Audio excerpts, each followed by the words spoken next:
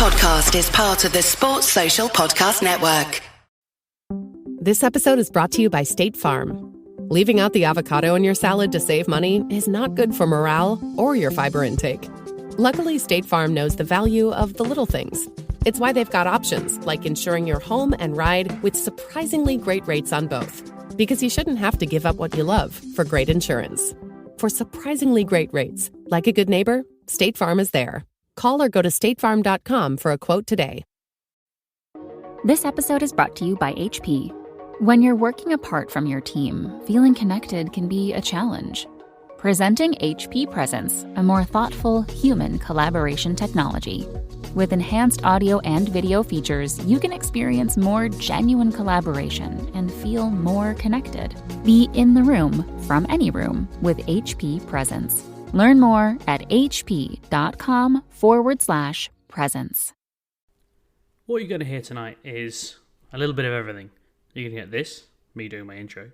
You get a little bit of my video diary, which if you want to watch with my face, you can head over to my Instagram, @JamesGraySport. And then you get me and Calvin chatting a bit about today's play at Roland Garros, and then a bit about tomorrow's as well. We're going to try and do something like this every day over the Grand Slam. Sometimes it'll just be me, sometimes it'll be other people as well. Hopefully you enjoy. I kind of resolved to do these things semi-regularly when I'm away. When I was in Beijing doing the Olympics, people really enjoyed me doing a little couple of minutes at the end of my day talking about what it's like to go and cover these big events.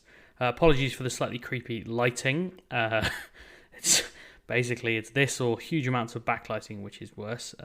If you don't believe I'm in Paris, if you go and watch the video, or if you are in fact watching the video, then you'll know that the sweat on my forehead should be enough proof that the humidity in Paris is just about getting to me. It's my first ever day at Roland Garros in any capacity, either as a punter or a fan, so it's been really fun from that perspective.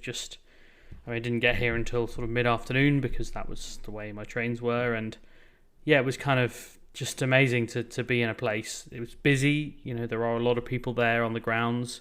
I know that Roland Garros doesn't always look like the busiest event because there are lots of empty seats quite often, but there were a lot of people there. Maybe it was just because I was walking against the tide and more people were leaving than they were going in, but there were a lot of people there. And kind of a different type of people, and Paris is a very fashionable city at the best of times, and I felt pretty out of place in my kind of orange polo and white shorts, but it was an experience. I'm staying in the 15th arrondissement, for anyone who knows Paris, kind of near Parc Georges Brassens, which I walked through on my way from picking up the key in an épicerie to this lovely little studio Airbnb. And I walked through a park, which was lovely, said park, and there was an orchestra playing and a little choir, and there were horses trotting around with toddlers on them, and there was a fun fair. So I think I may have stumbled into a sort of Provençal fete. It was very strange, but there you go. That's maybe a little bit more suburban. It's a little bit more suburban here. It's not mega central Paris. I mean, it's technically still Paris. It's an arrondissement, so it's not outside the central bit. But a little bit different. And then I got a tram to the Seine and then walked the last 20 minutes or so to Roland Garros, got suitably lost, and then got in. And they've got a new press centre at Roland Garros, which is very swanky and still quite cramped because there are lots of journalists here, especially in the first week. There was more journalists in the first week because, there are more players. So if you're, Bulgaria is a bad example, but if you're the Liechtenstein tennis correspondent, not that there are any players, but you might have one player in the first week, and then more often than not they're out in the second week, so you probably don't stay. And then kind of spent some time writing, catching up with lots of people, and then headed on to court for Carlos Alcaraz against Juan Ignacio Londero. Main learning there being they love Carlos Alcaraz here. I mean, it was really loud, like when he got announced and then when he walked out, and pretty much any time he did anything big. I mean, this guy is already a massive superstar. I mean, I don't need to tell you that, but he's really popular. They really like him. And it was incredibly obvious. So, yeah, that was nice to see. It's the first time I've seen him play in the flesh. I think I can't really remember, and that suggests to me that I didn't. But I cannot remember seeing him at Wimbledon last year. I feel like I might have made an effort because, not to blow my own trumpet, but I've known about Carlos Alcaraz for a while. So I do think that I might have gone to see him for a set on, court 3 or something, but he obviously didn't get super far. He got to the second round, and he lost to Medvedev. I don't think I watched that, and yeah, I'm told now that he had a 5-setter against Uchiyama, which I'm not convinced I watched, but so my first time seeing him in the flesh, I suppose, and yeah, really, really good to see. And he was on Chatrier, and I suspect he might not play a match on Lenglen for quite some time. That was a lot of fun. I'm here for the next 2 weeks. If there's things you want to know, or if you want to get in touch and say you're here, but I'd love to meet as many of you as possible, whether they're friends or I'm going to put this on the podcast as well. So whether you're watching on Instagram or listening on the podcast, you let me know one way or another through podcast means or just through personal means. I'd love to see as many of you as possible. It's going to be an amazing 2 weeks. I think tomorrow is going to be quite wet. That's the talk in Paris, but hopefully we'll get some tennis nevertheless. See you tomorrow. Welcome to the first Podlet. Now I'm in Paris. My name's James Gray, as you already know. I work for iNews and the iNewspaper, as you already know. And I'm in Paris. We're going to be doing a few of these little podlets, which are essentially just late night ramblings, sometimes including just me, sometimes me and Calvin, sometimes me, Calvin and George, sometimes me and George. Really just whoever's around late at night with very little to do. So expect lots of Calvin, who joins me this evening. We're going to talk a little bit about the first day at Roland Garros. We'll look ahead a bit to the second day, because hopefully you'll be listening to this on Monday morning, I should say. We had quite the day at Roland Garros today, really. I'm not sure I expected a huge amount to happen, but we lost a couple of high-profile female seeds. We lost 1 or 2 male seeds as well, although maybe a little less surprisingly there. The women's draw. We always know the women's draw will throw up some surprises. And Calvin, you said exactly this in our pre-French Open podcast. This is the final it should be, but we know someone's going to lose. George will claim, and since he's not here, we can say it was a nonsense claim, that he predicted Ons Jabeur would lose to Magda Linette today. She lost in 3 sets. I mean, it wasn't an easy first round match, but Calvin, if Ons Jabeur wants to be winning Grand Slams, that should not be a match she's losing. No. Any of the players in the draw can play. I think one of the problems that Jabeur has is that because she's sort of somewhat underpowered, it's never going to be one of those situations where if her game's on, she'll win, because it always lets the opponent in. They're always going to have a racket on the ball and that kind of thing. And then once that type of player then gets in a battle, they don't really have anything to fall back on. Like, Jabeur's a beautiful player. She's got nice skills, nice hands. But once you get to sort of the 3-all in the third stage, there's nothing really that breaks you through that you can just fall back on. Like, say, Osaka can be 3-all in the third and just reel off 8 winners, and it's 5-3. And Jabeur doesn't have that in the tank. Or someone like Sabalenka or, Pliskova can just produce 4 or 5 massive serving games, and it takes the pressure off. Yeah.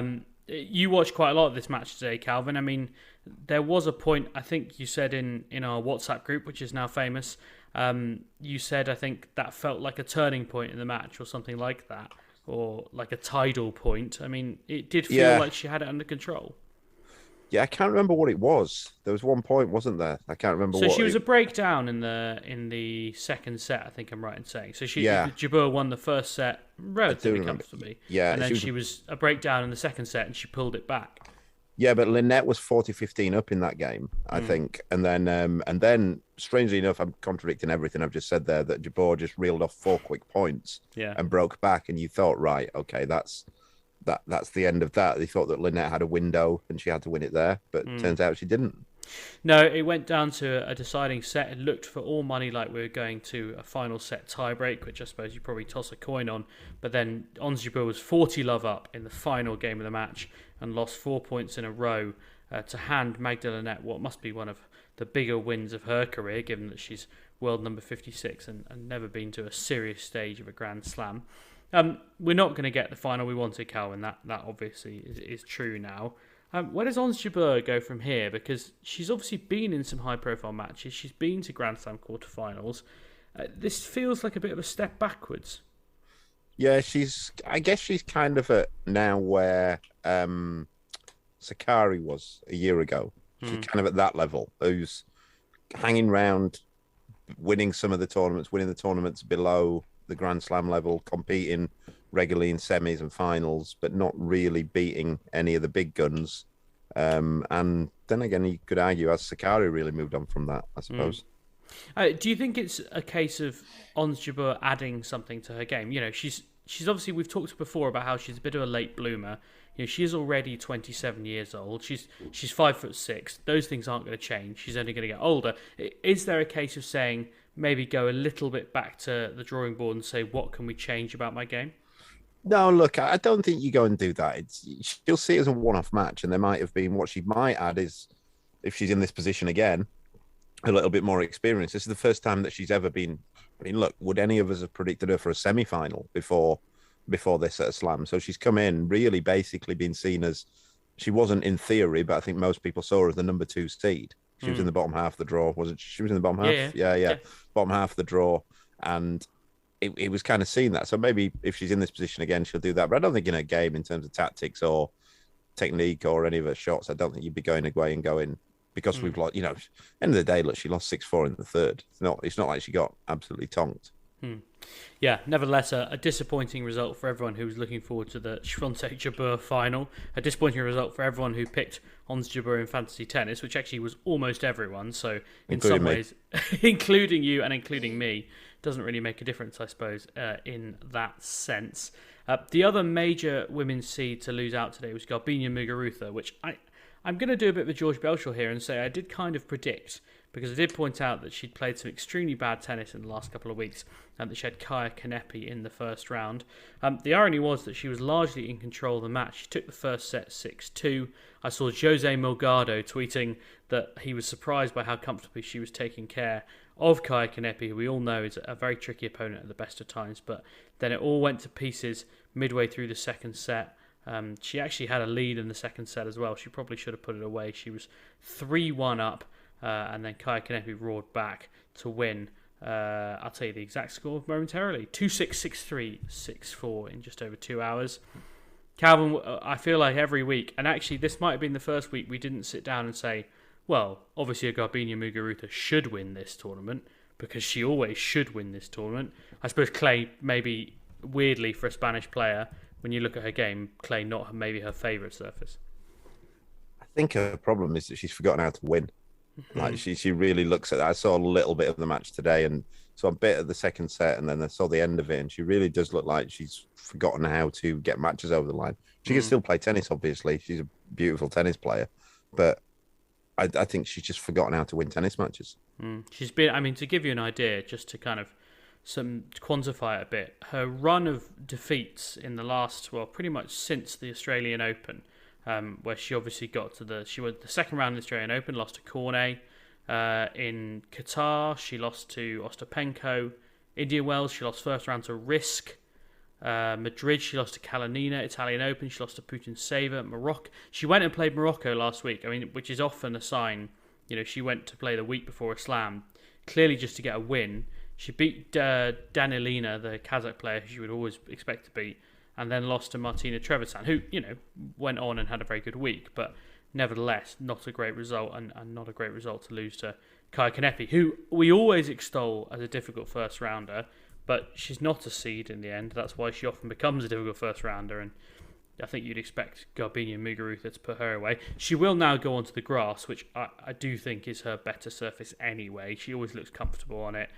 She obviously comes forward a lot, and that will help her on the grass. So, but I suppose that mentality stuff, Calvin, it doesn't matter what's under your feet if what's between your ears doesn't work. Yeah. She's got to go somewhere. I'd be surprised if we saw her going deep in the grass. I don't think this is a surface thing.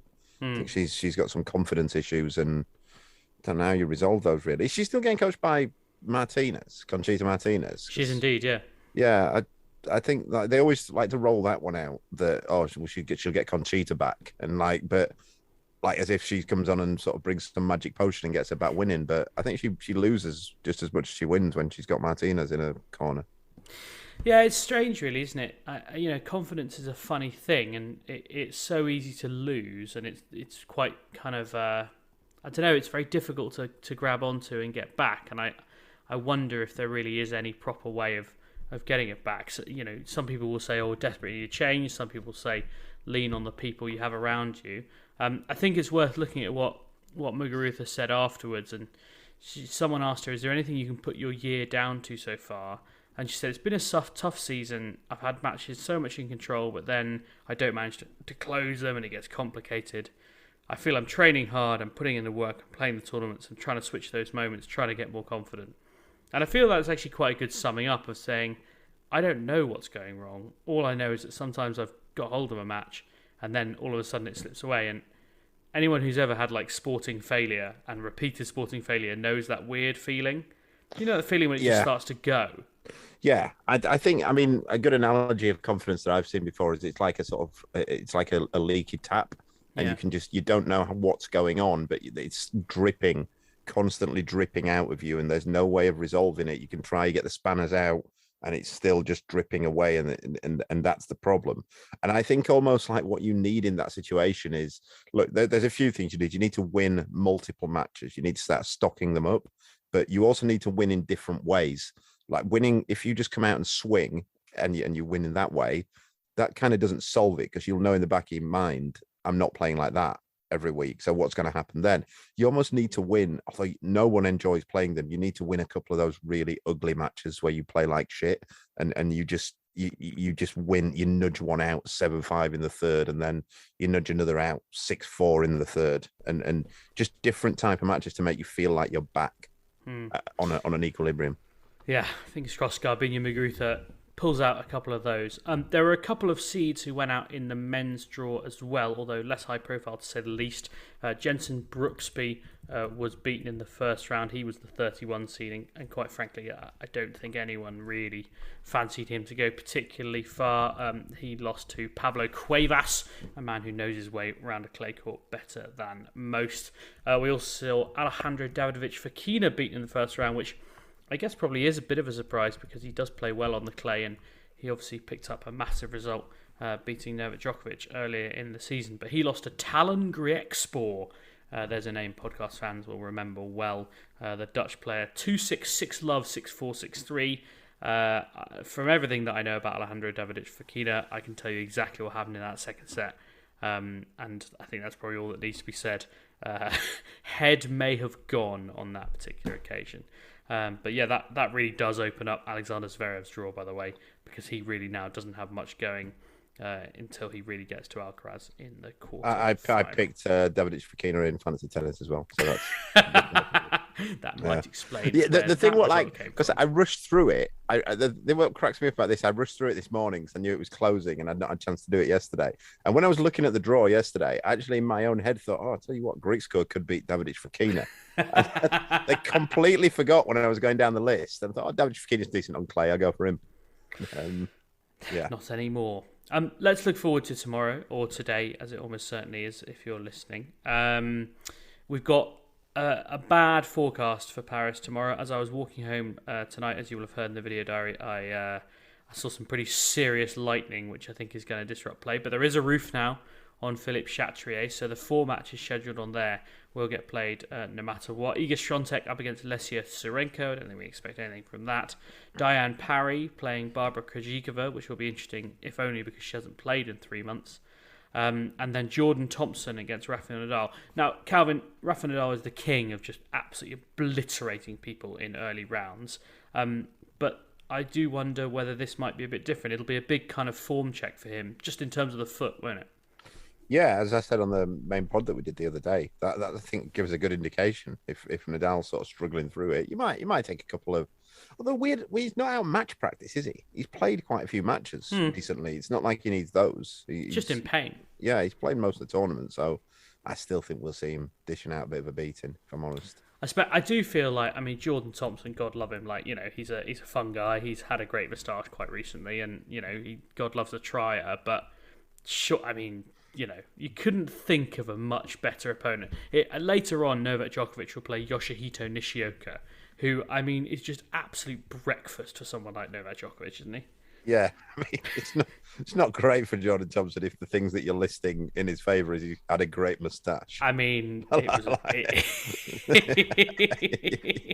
It's not like going, I'll tell you what, he's got a big serve, he could cause some problems. He's got a great moustache. But yeah, Thompson and Nishioka, yeah, they're absolute. He's going to chew those guys up. Just kind of to side point that, I mean, it won't make a difference in those matches, but roof over, I mean, what does that change about the conditions, and who does, like, when it comes to Nadal and Djokovic, Nadal traditionally doesn't do better indoors, is that right? Yeah, he's not got a great record indoors, but they don't play any clay court tournaments indoors either, so I wouldn't read anything into that. It's normally just because they're hard courts indoors, and hard is probably, and it's all relative. The guy's won like what? I think about 7 slams on hard court. So we go in hard court's his weakest surface, but still pretty good on it. But yeah, it'll move through the air a bit quicker, but I don't think it'll make a whole lot of difference, to be honest. Good. We've also got a lot of Brits in action tomorrow. If indeed we do get any tennis, all 5 in the main draws, I should say, are playing tomorrow. I'll run you through them quickly, and when we think they're going to get out on court. Again, with the weather, it's kind of made up, but Raducanu is playing Linda Noskova, the junior French Open champion from last year, who came through qualifying. We think that's going to be on court about 2 o'clock UK time. Dan Evans is up against Francisco Cerundolo. He's on court 7 second. They'll start at 10 a.m. UK time, so probably on about midday if the weather's good or earlier. We've also got Harriet Dart. She's up against Martina Trevisan, which I think is probably the least likely British victory. She's on first, so in theory she'll be starting at 10 a.m. And then we've got Cam Norrie as well. He's straight after Raducanu. And finally, Heather Watson up against Elsa Giacomo. I suppose the most interesting matchup there, Calvin, and I think we've touched on it a bit before, but is Raducanu against Linda Noskova. I mean, I always think you come through someone who's qualified for a slam for the first time. You know, she won all 3 matches in qualifying. Massive emotional high. She won junior Roland Garros last year. It's not a nice match, is it? It's not, but I would think Raducanu will take care of her pretty comfortably. She's kind of stopped losing matches to people who you'd think there's no way she should be losing to her, and there isn't any way she should be losing to this girl. Similar thoughts on Dan Evans? I know you said you thought he had a good draw when it came out. No, because Cerundolo's not a bad player. So I think it's a decent draw for Evo. You know, it's not one that you'd think that's a nightmare. I think it's a decent draw, and then if he wins that, I think whoever wins that's winning the next one. It's Ema or Duckworth, isn't it? In fact, I think they may have played today, so we may even have a result from that. But... Yeah, but yeah, I think I would favour Evo in that, to be honest. I was talking about this at dinner with a couple of other journalists, and how he's obviously been with Prieto for quite a long time now, compared to, you know, he previously, once he got rid of Hiltz, he went through a couple of people. And one of the big things that Prieto said to him when he beat Djokovic on clay was, he said, play your game. Like, don't try and play clay court tennis. Try and play Dan Evans tennis. I mean, do you think that's valid? Do you think he's someone who benefits from just going out? Because he plays a game that doesn't traditionally suit clay courts.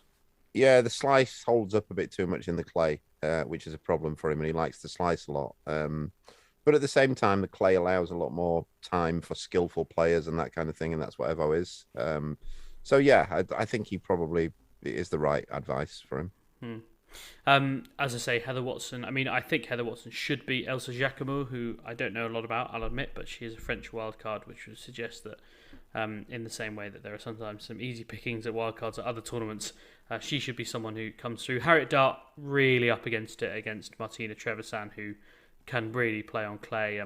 I mean, we've talked a little bit about Harriet Dart before. For people who don't know her, she's pretty underpowered. I think that's probably she's got, I think, the slowest second serve in the top 200. Is that right?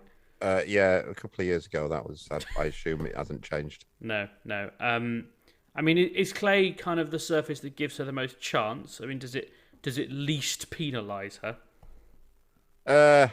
No, I wouldn't say so. I'd say grass is probably her favourite surface because she can get a little bit more off the ground. So it goes through a little bit more clay. It holds up a bit. But she, you know, the thing with Harriet, she competes. She'll compete, and she'll 100% think that she's favourite to win that tomorrow. So and that's half the job. Good luck to her. Cam Norrie up against Manuel Guinar, who anyone who heard the main pod will have heard a little bit about him. The real pick for me tomorrow is Amanda Anisimova against Naomi Osaka. Now, eyebrows are raised when this order of play came out because it was on first on Lenglen, not on Chatrier, and on at 11 in the morning local time here in Paris. It's been pointed out to me since that will be prime time in Japan, which I suppose is a reasonable excuse, although, you know, why on Lenglen? I suppose you can't put Nadal and Djokovic on Lenglen or Swiatek, and the other one match involves a French player, but I don't know, against the defending champion, which, you know, it's a strong argument, but I do think Anisimova versus Osaka deserved slightly bigger billing. Calvin, if you had to predict Anisimova Osaka, are you pretty confident backing Anisimova? No, I think that's a 50-50. I think Anisimova's hardly the most consistent player. She's in decent form, but she, you know, anything can happen there. No doubt, knowing the little bit that I know about Anisimova, she's probably been enjoying Paris. I saw her doing a fashion shoot yesterday. Yeah, I can tell you that much. Yeah, I mean, I think on that with the scheduling, I assume that she probably wanted it to go prime time in Japan, and I guess after last year, the authorities there, whatever she asks for within reason, they're probably going to grant. I think also she talked a lot in her pre-tournament press about how nervous she was for this year's French Open. I mean, kind of specifically the press conference because of what happened last year, but I imagine those nerves are pretty strong as well. And I think, you know, we know that these top players, to an extent, get to choose when they play. So Djokovic, for example, is playing night tennis tomorrow, and I suspect he will play night tennis every day that he plays now, because that's usually what happens. I suspect if I were Osaka, I would have said, do you think you could just hide me on Lenglen at 11 in the morning and just a little bit away from the limelight? Which, you know, you can ask. Like, I don't actually really have a problem with players asking for preferential treatment. It's the tournament's decision whether they ignore them or not, and more often than not, they don't ignore the big players. Yeah, I think it's the same at any level, though. You know, to be honest, refs tend to be. You get two types of refs. You get the ones who are very accommodating, and they'll try, and if whatever you ask for, they'll go and you if they can do it, they will. And then you get other refs who you can request, and they'll just completely ignore you and do whatever they want because they think the tournament revolves around the refs. Yeah, like I say, I think they're probably thinking. Unofficially, I'm certain that no conversation has been had, but they're probably thinking, look, within reason, whatever Naomi asks for, let's try and grant it, because we know how last year turned out, and it didn't reflect great on anybody. No, agreed. Should be a great day. Of course, it'll pee with rain, and therefore it won't be a day at all, but fingers crossed nevertheless. And I'll tell you one thing, we will be back tomorrow in some format. Thanks, Calvin. See you later. Cheers. Sports Social Podcast Network. When you complete a crossword puzzle, you might get a swell of pride. If you play the Virginia Lottery's $300,000 Crossword Inferno Scratcher, you could win up to $300,000. This $10 scratcher has 3 puzzles on each ticket, so it's loaded with crossword fun. Visit a lottery retailer near you. For odds and more information, visit VALottery.com.